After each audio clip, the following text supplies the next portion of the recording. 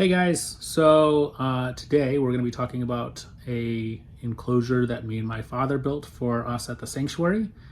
This enclosure is used for some of our long-term ambassadors at the sanctuary, but the reason we like to build it this way is for two reasons. Number one, it needs to be aesthetically pleasing, but more importantly, it needs to be cost effective.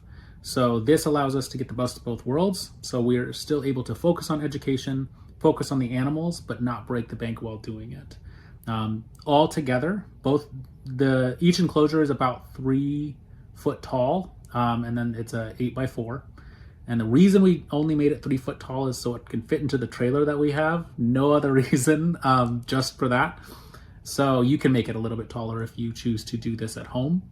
But these enclosures are aesthetically pleasing while also functioning very well for what we do at the sanctuary and allowing us to use our resources for the rescue and rehabilitation.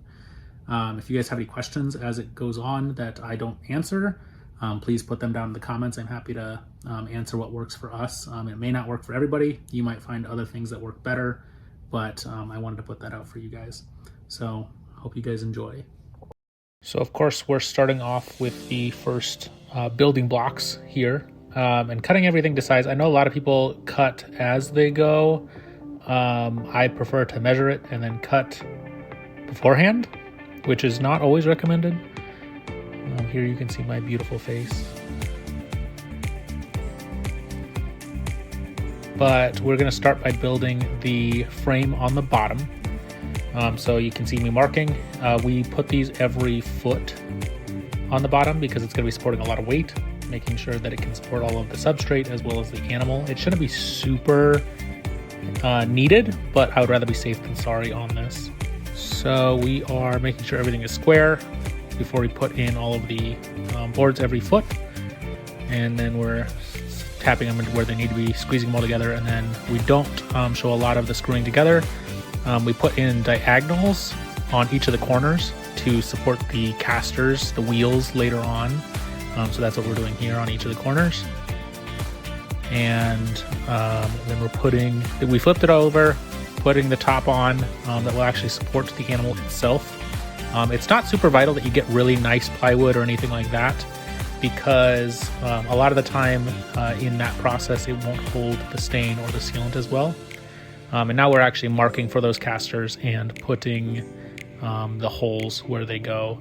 As you can tell, we're professionals. But getting the vertical boards put up, the way I have this designed is to put in these boards first, and this is just extra support. Hypothetically, the outside would hold it anyway, but just, doing the extra thing there. This is actually the center between the two enclosures. Once that's all secure, putting it in place, making sure it's all square. And that is what those vertical boards are for. Put up the other vertical boards, starting to put on the sides, which this is just a piece of plywood cut to size. It's nothing fancy right now.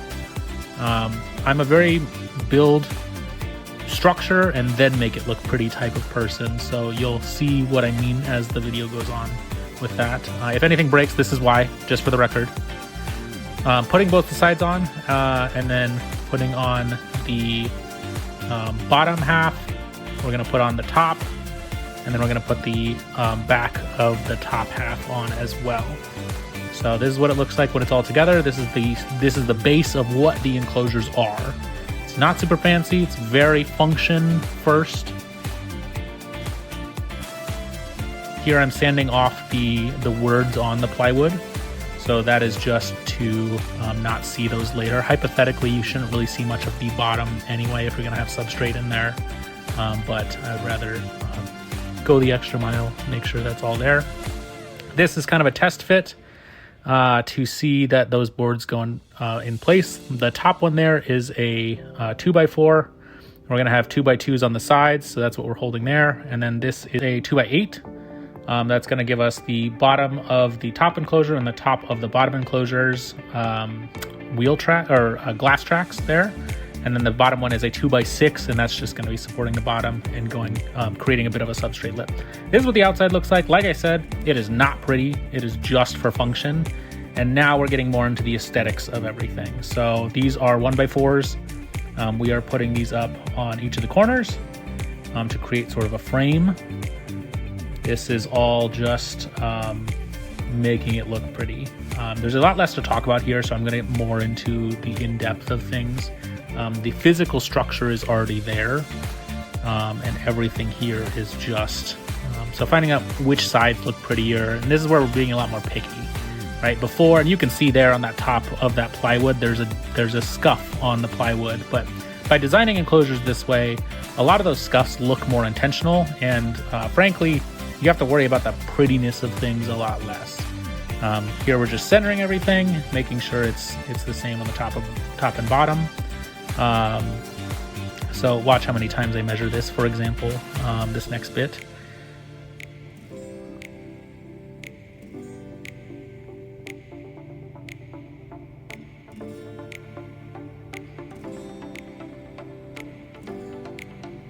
You think I measured them enough times? You think that's good enough?